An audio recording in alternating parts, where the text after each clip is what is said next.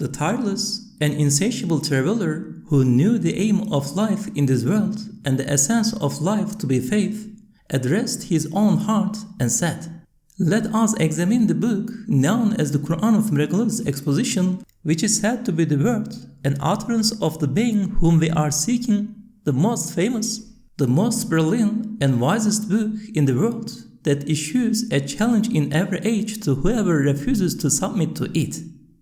Let us see what it says. But first, we must establish that this book is from our Creator." And he began to search. Since the traveler lived in the present age, he looked first at the Risale-i Nur, flashes from the miraculousness of the Qur'an. He saw its 130 parts to consist of luminous points drawn from that book of discernments, or well-founded explanations of its contents. Even though the Risale-i Nur is valiantly struggling to diffuse the truths of the Qur'an in all directions, in this obstinate and atheistic age, no one can defeat it, which proves that its master, its source, its authority, and its son is the Qur'an, heavenly, not human speech.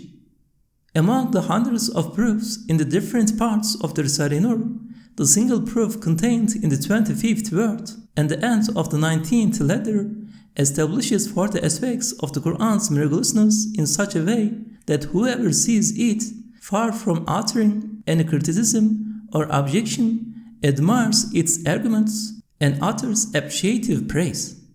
The traveler left it to the Risale-i Nur to prove that the Qur'an is miraculous and the true word of God, turning only to a brief indication of a few points showing its greatness. First point.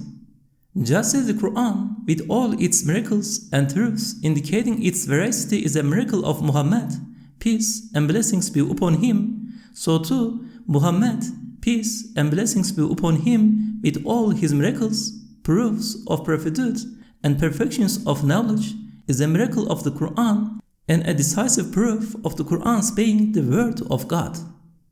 Second point.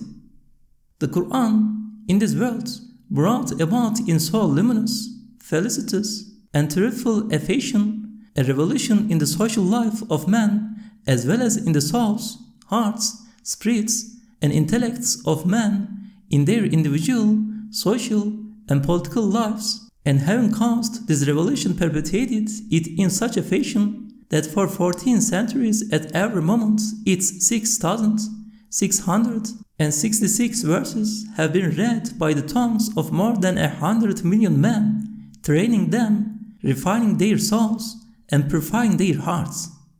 To spirits, it has been a means of development and advancement, to intellects and orientation and light, to life, it has been life itself and felicity. Such a book is of a certainty unparalleled. It's a wonder, a marvel, and a miracle. Third point. The Qur'an, from that age down to the present, has demonstrated such eloquence that it caused the value attached to the oaths known as 7 hanging poems that were written in gold on the walls of the Kaaba to descend to such a point that the daughter of Labid, when taking down her father's poem from the Kaaba, said, "Compared with the verses of the Qur'an, this no longer has any value." A Bedouin poet heard this verse being recited, "Therefore expound openly what you are commanded," and immediately prostrated. They asked him, "Have you become a Muslim?" "No," he replied, "I was prostrating before the eloquence of this verse." Thousands of scholars and literatures, like geniuses of the science of rhetoric, such as Abdul Qahir Jurjani, Sakkaki, and Zamashari, have unanimously decided that the eloquence of the Qur'an is beyond human capacity and is unattainable. The Qur'an has also from that time forward invited to the field of combat all arrogant and egotistic literatures and rhetoricians, and said to them in a manner calculated to break their arrogance, "Come, produce a single surah like it, or else accept perdition and humiliation in this world and the hereafter." Despite this challenge, the obstinate rhetoricians of that age abandoned the short path of producing a single surah like the Qur'an and instead chose the long path of casting their persons and property into danger. This proves that the short path cannot be taken. Millions of Arabic books are in circulation, some written by friends of the Qur'an in order to resemble and imitate it, others written by its enemies in order to confront and criticize it. Not one of them has been able to attain the level of the Qur'an. Should a common man even listen to them, he is sure to say, "The Qur'an does not resemble these other books, nor is it in the same class as they. It must be either below them or above them." No one, no unbeliever or fool in the world can say that it is below them. Hence, its degree of eloquence is above all of them. Once a man read the words, "All that is in the heavens and the earth extols and glorifies God." He said, "I cannot see any miraculous eloquence in these words." He was told, "Go back to that age like the traveler and listen to the words as recited there." Imagining himself to be there before the revelation of the Qur'an, he saw that all the beings in the world were living in an unstable, transcendent world in empty, infinite, and unbounded space, in confusion and darkness, lifeless and without consciousness and purpose. Suddenly, he heard this verse proclaimed by the tone of the Qur'an, and the verse removed a veil from in front of the universe and illuminated the face of the globe. This pre-eternal speech, this eternal decree, gave instruction to all conscious beings drawn up in the ranks of succeeding centuries in such fashion that the cosmos became like a vast mosque. All of creation headed by the heavens and the earth was engaged in vital remembrance of God, and proclamation of His glory was joyously and contentedly fulfilling its function. All of this our traveler observed. Thus, testing the degree of the eloquence of the Qur'an and comparing the other verses to it by analogy, he understood one of the many thousands of wise reasons for the conquest of half the globe and a fifth of humanity by the eloquent murmuring of the Qur'an, for the uninterrupted continuance of its respected and magnificent monarchy for 14 centuries. Fourth point. The Qur'an has demonstrated such a veracious witness that whereas the repetition of even the sweetest thing induces disgust, it has from earliest times been accepted by everyone and even become proverbial that repeated recitation of the Qur'an, far from inducing disgust and weariness in men of sound heart and pure taste, on the contrary increases its sweetness. The Qur'an demonstrates, moreover, such a freshness, youth, and originality that even though it has lived for 14 centuries and passed through many hands, it retains its freshness as if it had only just been revealed. Every century sees the Qur'an enjoying a new youth, as if it were addressing that century in particular. Similarly, scholars of every branch of learning, even though they keep the Qur'an constantly at their side in order to benefit from it and perpetually follow its method of exposition, see that the Qur'an maintains the originality of its style and manner of explanation. Fifth point. One wing of the Qur'an is in the past and one is in the future,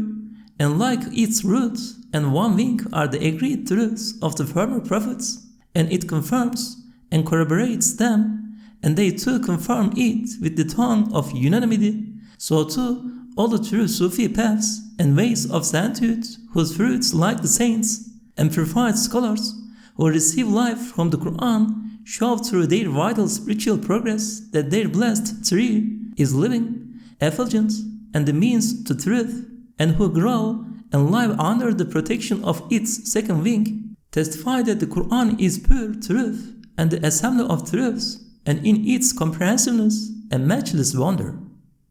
Sixth point. The Qur'an's truthfulness and veracity show that its 6 aspects are luminous. Indeed, the pillars of argument and proof beneath it, the flashes of the stamp of miraculousness above it, the gifts of happiness in this world and the next before it, its goal, the truths of heavenly revelation, the point of support behind it,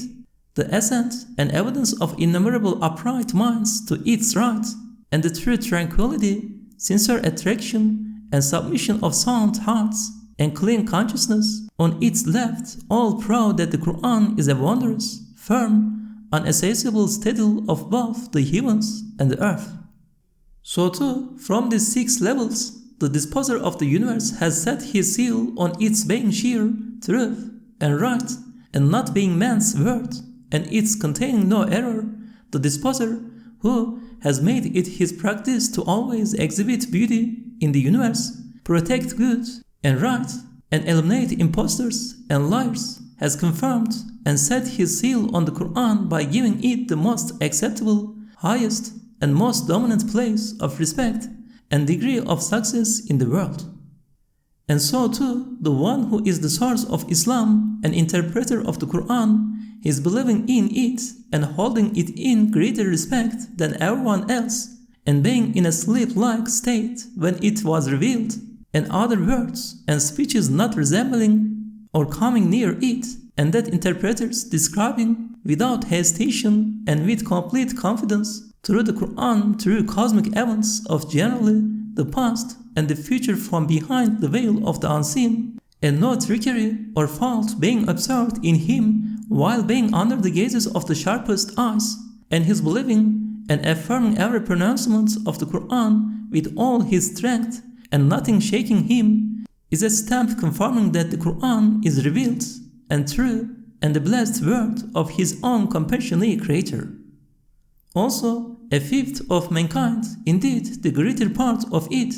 being drawn to the Qur'an and bound to it in religion and giving ear to it eagerly, desirous of the truth, and according to the testimony of many indications and events and illuminations, the jinn, angels, and spirit beings also gathering around it in truth worshipping fashion like moths whenever it is recited, is a stamp confirming the Qur'an's acceptance by all beings, and that it occupies a most high position.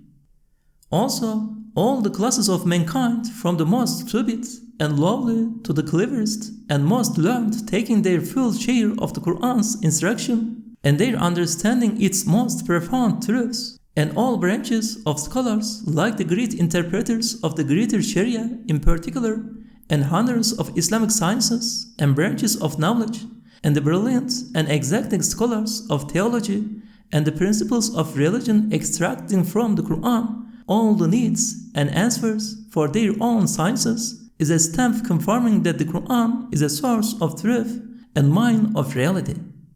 Also, although the Arab literary figures who were the most advanced in regard to literature, those of them who were not Muslims, had the greatest need to dispute the Qur'an, they are avoiding producing the like of only a single surah and its eloquence being only one aspect of the 7 major aspects of the Qur'an's miraculousness, as well as the famous orators and brilliant scholars up to the present who have wanted to gain fame through disputing it, being unable to oppose a single aspect of its miraculousness, and their remaining silent in impotence, is a stamp confirming that the Qur'an is a miracle and beyond the powers of man. Yes, the value, superiority, and eloquence of a speech or word is apparent through knowing from whom it has come and to whom and for what purpose. The Qur'an, then, can have no like, and none can reach it.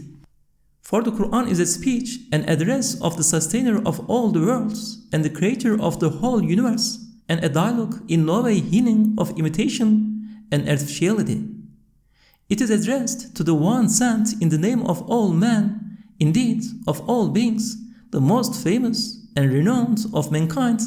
the strength and breadth of whose belief gave rise to mighty Islam, and raised its honor to the level of the distance of 2 bowed strings, and returned him as the addressee of the eternally besought one.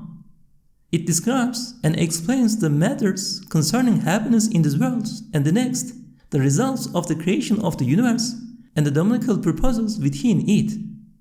It expounds also the belief of the one it addresses, which was the highest and most extensive of belief, and bore all the truths of Islam. It turns and shows every side of the huge universe like a map, a clock, or a house, and teaches and describes it in the manner of the craftsman who made them, to produce the like of this Qur'an of miraculous exposition is not possible. The degree of its miraculousness cannot be attained to. Also, thousands of precise and learned scholars of high intelligence have each written commentaries expounding the Qur'an, some of which are of 30, 40, or even 70 volumes, showing and proving through evidence and argument the innumerable qualities, fine points, characteristics, mysteries, elevated meanings, and numerous indications concerning every sort of hidden and unseen matter in the Qur'an. And the 130 parts of the Risale-i Nur in particular, each of which proves with decisive arguments one quality, one fine point of the Qur'an. Each part of it, like the miraculousness of the Qur'an and the second station of the 20th word, which deduces many things from the Qur'an concerning the wonders of civilization like the railway and the aeroplane, and the first ray, called Science of the Qur'an, which makes known the indications of verses alluding to the Risale-i Nur and electricity, and the 8 short treatises called the 8 symbols, which show how well ordered, full of meaning and mysteries are the words of the Qur'an, and the small treatise proving in 5 aspects the miraculousness of the verses at the end of Surah Al-Fath in regard to their giving news of the unseen. Each part of the Risale-i Nur shows one truth, one light of the Qur'an.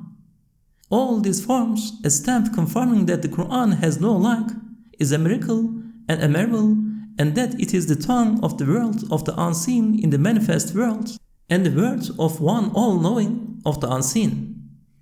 Thus, due to these qualities and characteristics of the Qur'an indicated above in 6 points, 6 aspects, and 6 levels, its sublime, luminous sovereignty and sacred, mighty rule has continued with perfect splendor illuminating the faces of the centuries and the face of the earth for 1,300 years.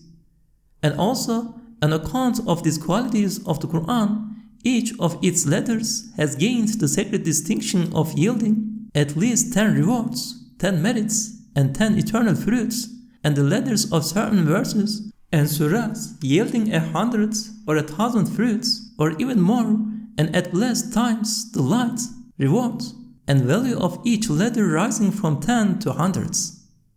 The traveler through the world understood this and said to his heart, the Qur'an, which is thus miraculous in every respect, through the consensus of its surahs, the agreement of its verses, the accord of its lights and mysteries, and the concurrence of its fruits and works, so testifies with its evidences in the form of proofs to the existence, unity, attributes, and names of a single necessarily existent one, that it is from its testimony that the endless testimony of all the believers has issued forth. Thus, in brief allusion to the instruction in belief and divine unity that the traveler received from the Qur'an, it was said in the 70th degree of the first station. There is no God but God, the one and unique necessary existence, to whose necessary existence in unity points the Qur'an of miraculous exposition, the book accepted and desired by all species of angel, man, and jinn, whose verses are read each minute of the year with the utmost reverence by hundreds of millions of men, whose sacred sovereignty over the regions of the earth and the universe and the phase of time is permanent, whose spiritual and luminous authority has run over half the earth and a fifth of humanity for more than 14 centuries with the utmost splendor. Testimony and proof is also given by the unanimity of its sacred and heavenly surahs, the agreement of its luminous, divine verses, the congruence of its mysteries and lights, the correspondence of its fruits and effects by witnessing and clear vision. Our traveler, our voyager through life, knew now that faith is the most precious capital man can have, for it bestows on indigent man not some transcendent and ephemeral field or dwelling, but a palace, indeed an eternal kingdom as vast as the whole cosmos or the world itself. Faith also bestows on ephemeral man all he will need for life eternal, delivers from eternal annihilation wretched man who waits on the gallows for the arrival of fate, and opens to man an eternal treasury of everlasting felicity. The traveler then said to himself, "Onward, in order to gain a further degree from among the infinite degrees of faith, let us refer to the totality of the cosmos and listen to what it says. We will then be able to perfect and illumine the lessons we have received from its components and parts." Looking through the broad and comprehensive telescope he had taken from the Qur'an, he saw the cosmos to be so meaningful and well-ordered that it took on the shape of an embodied book of the glorious one, an incarnate dominical Qur'an, a finely adorned palace of the eternally besought one, an orderly city of the most merciful. All the surahs, verses, and words of that book of the universe, even its very letters, chapters, divisions, pages, and lines, through their constant meaningful effacement and reaffirmation, their wise changes and alternations, gave unanimous expression to the existence and presence of one who has knowledge of all things and power over all things, as the author of the book, of a glorious inscriber and a perfect scribe, seeing all things in all things, and knowing the relationship of all things with all things. So too, all the species and particles of the cosmos, all its inhabitants and contents, all that enters it and leaves it, all the providential changes and the wise processes of rejuvenation that occur in it, this proclaim in unison the existence and unity of an exalted craftsman, a peerless maker who sets to work with limitless power and infinite wisdom. The testimony of two great and vast truths, of a piece with the immensity of the cosmos, affirms the supreme witness of the cosmos. First truth. These are the truths of createdness and contingency established with countless proofs by the gifted scholars of the principles of religion and the science of theology, as well as the sages of Islam. They said that since change and mutation are to be observed in the world and all things, the world must be ephemeral and created, it cannot be uncreated. If it is created, then there must be a maker who created it.